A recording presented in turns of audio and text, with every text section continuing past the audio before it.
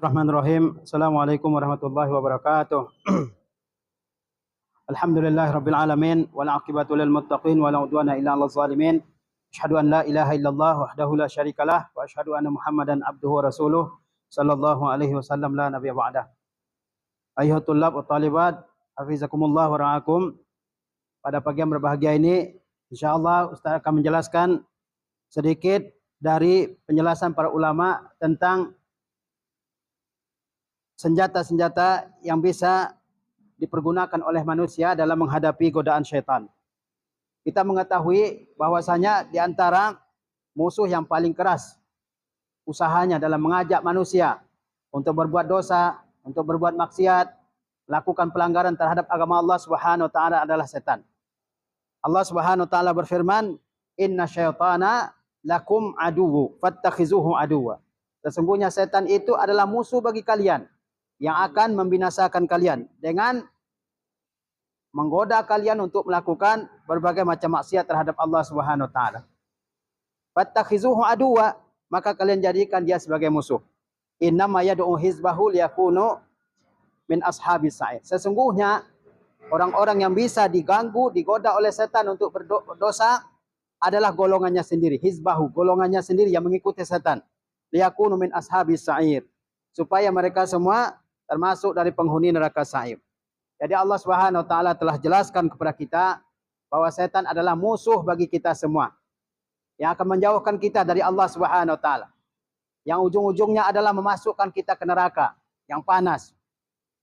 Kemudian Allah Subhanahu wa taala perintahkan kita agar menjadikan setan ini adalah musuh bagi kita. Jangan diikuti, tapi dimusuhi, dijauhi segala ajakannya. Fattakhizuhu aduwwa. Dalam ayat yang lain Allah Subhanahu wa taala berfirman, "Ya ayyuhallazina amanu la tattabi'u khutuwatis syaitan." Wahai orang-orang yang beriman, jangan kalian ikuti langkah-langkah setan. Apa langkah-langkah setan?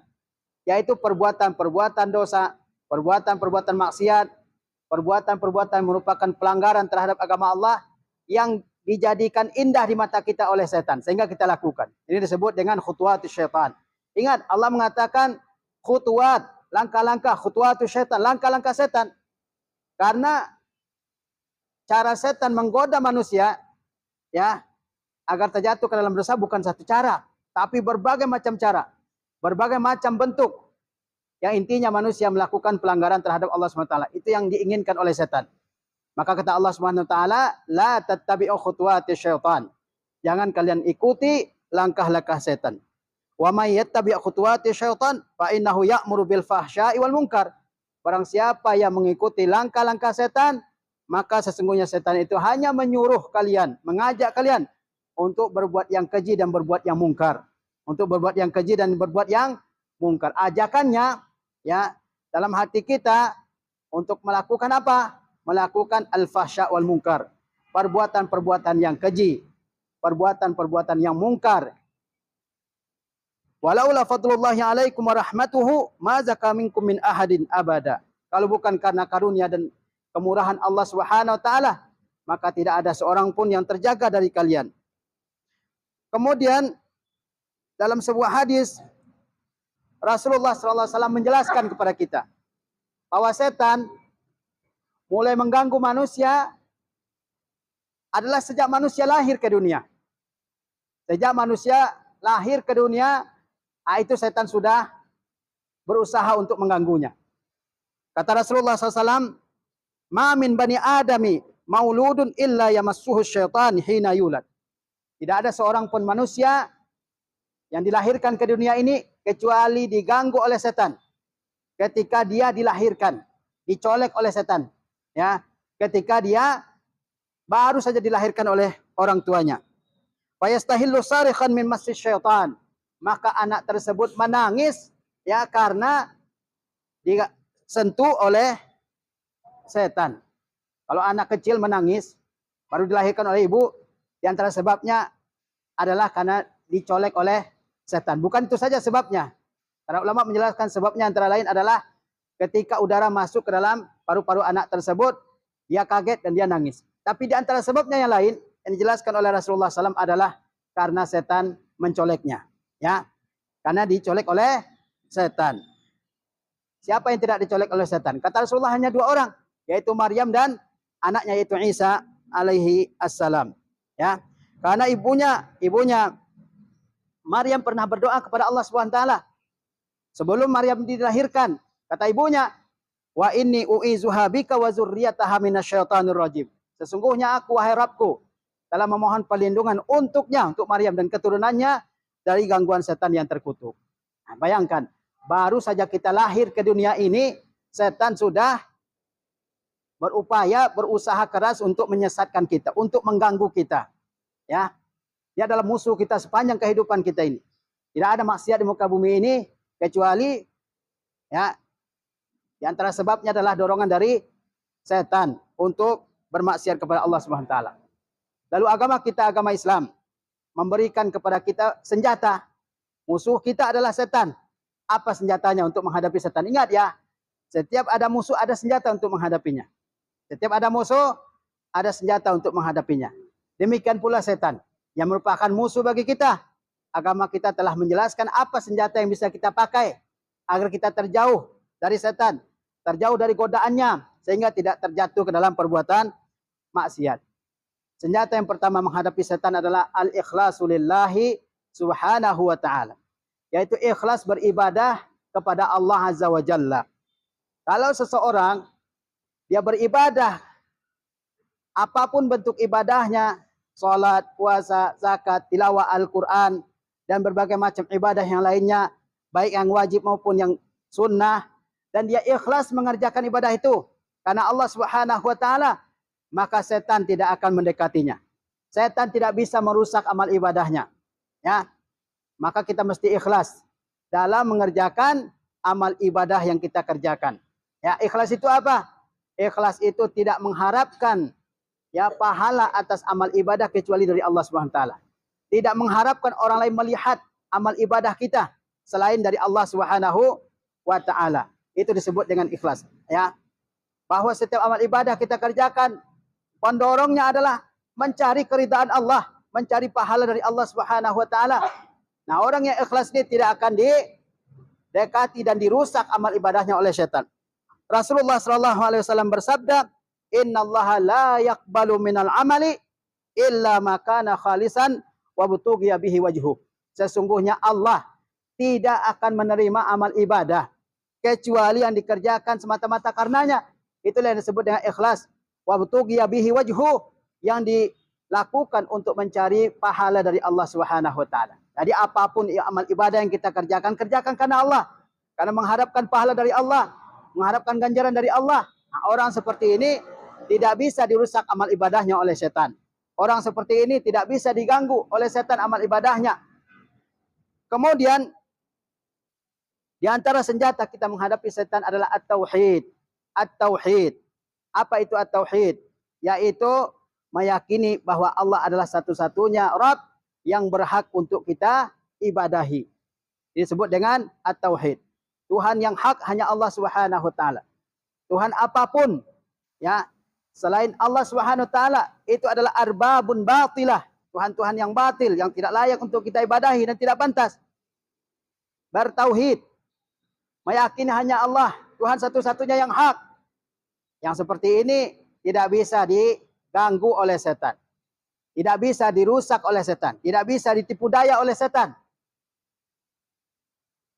Allah Subhanahu wa taala berfirman, "Kamasalis syaitani iz qala lil insani kfur." Perumpamaannya seperti setan tatkala dia berkata kepada manusia, "Kufurlah kalian." Falamma kafara qala inni bari'um minka inni akhafullah rabbal alamin. Setelah manusia kufur, maka setan mengatakan, "Inni bari'um minka." Saya berlepas diri dari kamu. Inni akhafullah rabbal alamin. Sesungguhnya aku takut kepada Allah Rabb alamin. Ya, Tuhannya alam semesta. Setan selalu mendorong manusia, mengajak manusia agar kufur kepada Allah Subhanahu wa taala. Tapi setelah kufur, apakah setan akan ikut bantu nanti menanggung azabnya? Tidak. Setan berkata, "Saya berlepas diri dari kamu. Saya berlepas diri. Saya takut kepada Allah Rabbnya alam semesta ini." Makanya kita mesti jauhi segala gangguan dari setan dengan bertauhid kepada Allah Subhanahu wa taala, dengan meyakini bahwa Tuhan yang hak hanya Allah Subhanahu wa taala. Adapun kalau orang mengikuti adyan ukhra, agama-agama lain selain Allah Subhanahu wa taala. Maka di antara sebabnya adalah karena setan yang membisikkan kepada para penolongnya dan pengikutnya akan mengikuti agama-agama tersebut. Kemudian di antara senjata manusia dari menghadapi setan, untuk menghadapi setan adalah al-isti'anatu billah, yaitu senantiasa meminta pertolongan kepada Allah Azza wa Jalla. Kita makhluk yang lemah. Allah berfirman, wa khuliqal insanu dha'ifa. Manusia diciptakan dalam keadaan lemah. Kalau lemah berarti harus minta pertolongan kepada yang maha kuat. Siapa yang maha kuat? Allah Subhanahu wa taala.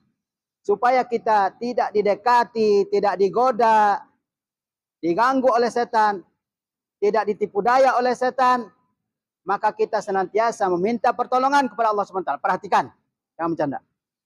Senantiasa meminta pertolongan kepada Allah Subhanahu wa taala. Makanya Rasulullah SAW mengajarkan kepada Ibnu Abbas.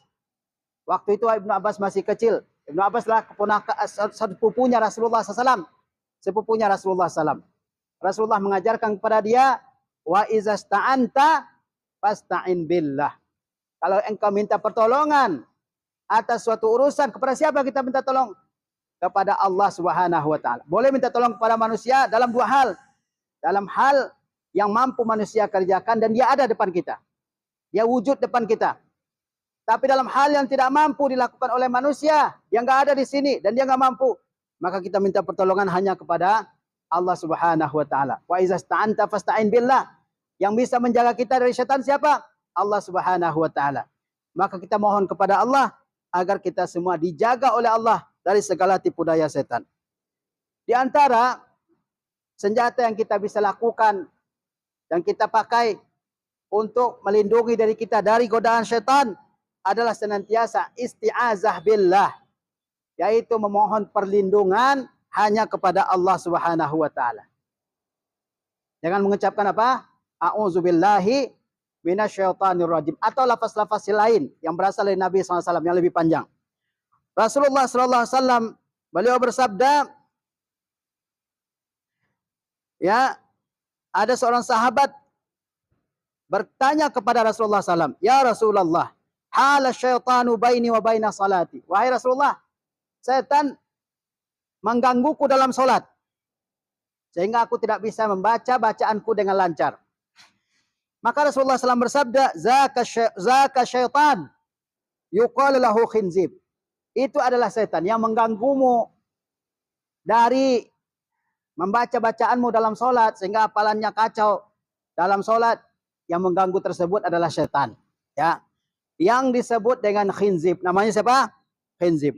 Fa iza anta hasastahu fata'awaz billahi. Kalau kamu merasa hal demikian, tidak lancar bacaannya padahal dia udah usahain lancar, ya, berulang-ulang dia ulangi hafalannya. Tapi tiba-tiba ketika dia sholat lupa, kacau hafalannya. Maka di antara sebabnya adalah ada setan yang mengganggunya. Dia nggak mau orang sholat. Ya, kalau sholat itu ibadah kepada Allah SWT. Dia maunya orang nggak sholat seperti dia. Setan itu disebut dengan khinzib. Maka bagaimana caranya? Fata'awaz billah minhu. Maka berlindunglah kamu kepada Allah darinya. Jangan mengucapkan a'udzubillahi minasyaitonir rajim. Wa atfil an yasarika thalasa. Dan meludah tanpa mengeluarkan ludah ke arah kiri sebanyak 3 kali. Fa'alta zalika fa'altu zaka fa'azhabahullahu azza wa jalla anni. Kata sahabat ini, saya lakukan apa yang diajarkan oleh Rasulullah sehingga hal tersebut tidak aku alami lagi dalam salatku. Ya. Jadi berlindung kepada Allah Subhanahu wa taala, ya, supaya kita tidak terjatuh dalam hal-hal seperti ini. Lupa bacaan, bahkan ayat-ayat yang sudah sering kita baca, suarul qisar, surah-surah pendek sekalipun lupa. Di antara sebabnya adalah karena ada setan yang menghalang-halangi orang untuk sholat. Maka berlindunglah kepada Allah Subhanahu wa taala. Kemudian begitu juga ketika orang sedang marah dan bertengkar. Ya. Ini setan suka ini. Dia ingin orang muslim satu dengan yang lain bermusuhan. Ya. Kalau bisa sampai bunuh-bunuhan. Dia mau seperti itu. Dia ingin semua orang terjatuh ke dalam dosa.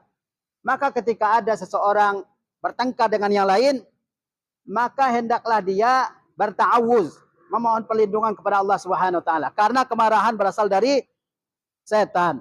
Rasulullah SAW bersabda, "Inni la a'lamu kalimatan law qalaha la zahaba anhu ma yajid."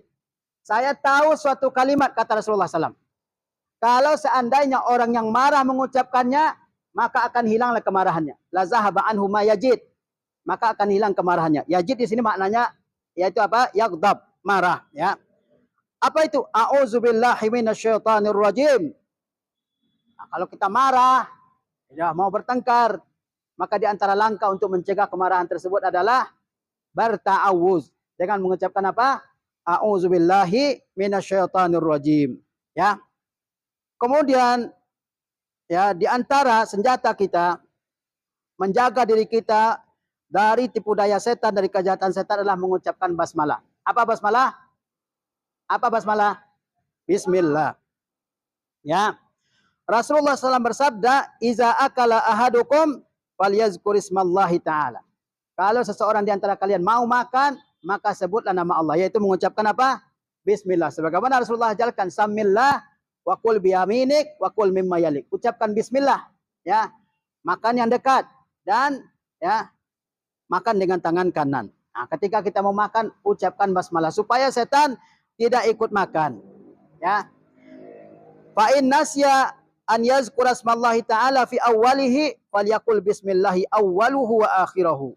Falyaqul bismillahi awwaluhu wa akhirahu. Kalau lupa bagaimana? Nah, tiba-tiba dia udah makan saja, lupa mengucapkan tasmiyah atau basmalah. Maka ucapkanlah bismillahi awwaluhu wa akhirahu, ya. Kemudian di antara senjata kita menghadapi tipu daya setan adalah az-zikru, yaitu zikir, mengingat Allah Subhanahu wa taala, ya. Kata Allah Subhanahu wa taala, "Wa may ya'shu an zikrir rahman nuqayyid lahu syaitana fahuwa lahu qarin." Siapa yang berpaling dari mengingat Allah Subhanahu wa taala, dia lupa dengan Allah Subhanahu wa taala sama sekali, maka siapa temannya? Temannya adalah syaitan. Kalau orang lupa dengan Allah Subhanahu wa taala sama sekali, tidak ingat dengan Tuhannya, tidak beribadah, tidak wudu, tidak sholat, tidak zikir, sepanjang hidupnya hanya untuk duniawi, lupa dengan Allah Subhanahu wa taala, apalagi dengan mengucapkan ya zikir-zikir yang berasal dari agama, dia lupa semua itu, maka yang akan jadi temannya adalah setan. Kata Allah Subhanahu wa taala, "Wa may ya'shu an zikrir rahman nuqayyid lahu syaitana fahuwa lahu qarin." Siapa yang lupa berpaling dari mengingat Allah Subhanahu wa taala, maka akan ya kami kerahkan kepadanya setan, kata Allah Subhanahu wa taala, yang akan selalu menjadi teman setianya, yang akan selalu menggodanya untuk bermaksiat kepada Allah Subhanahu wa taala. Ucapkan zikir-zikir, baik zikir muqayyad maupun yang mutlak, supaya kita terjaga dari setan. Di antara senjata kita orang beriman dari tipu daya setan, dari godaan setan adalah qira'atu suratil Baqarah, yaitu membaca surah Al-Baqarah. Surah Al-Baqarah ini kalau dibaca, dia menjaga kita dari setan, menjaga rumah kita dari dimasuki oleh setan juga. Rasulullah SAW bersabda, "La taj'alu buyutakum maqabir." Jangan jadikan rumah kalian seperti kuburan. "Inna syaitana yanfiru minal baitil lazi tuqra fihi suratul Baqarah." Sesungguhnya setan akan minggat, akan lari dari rumah yang di dalamnya dibacakan surah Al-Baqarah. Ya. Setan masuk ke dalam rumah orang untuk mengganggu, menggoda penghuni rumah tersebut melakukan maksiat, melakukan dosa kepada Allah Subhanahu wa taala. Bahkan memasuki tubuh orang tersebut, ya, merasukinya dan sebagainya. Maka diantaranya adalah dengan membaca surah Al-Baqarah. Bahkan mungkin ada setan yang mencuri harta benda orang, masuk ke rumah-rumahnya dengan diperintah oleh seseorang. Maka diantara cara melindungi diri kita, anak-anak kita, saudara kita, dan harta benda kita adalah membaca surah Al-Baqarah sehingga setan tidak masuk ke dalamnya. La taj'alu buyutakum maqabir. Jangan jadikan rumah kalian sebagai kuburan. Dengan demikian tidak dibenarkan baca Quran di kuburan. Ya. Kata Rasulullah selanjutnya, sungguhnya setan lari dari rumah yang di dalamnya dibacakan surah Al-Baqarah. Kemudian di antara senjata kita menghadapi tipu daya setan dan kejahatannya adalah al-mu'awwizatain. Membaca al-mu'awwizatain. Apa al-mu'awwizatain? Apa al-mu'awwizatain? Nggak ada yang tahu. Al-mu'awwizatain yaitu surah Al-Falaq dan surah An-Nas. Ini disebut dengan Al-Mu'awwizatain, yaitu dua surah yang berisi permohonan supaya Allah melindungi, supaya Allah menjaga hamba-hambanya. Rasulullah SAW bersabda, ya, dari Uqbah bin Amir, kata Rasulullah SAW, unzilat alayya ayatun lam yura mislahunna qad al-mu'awwizatain.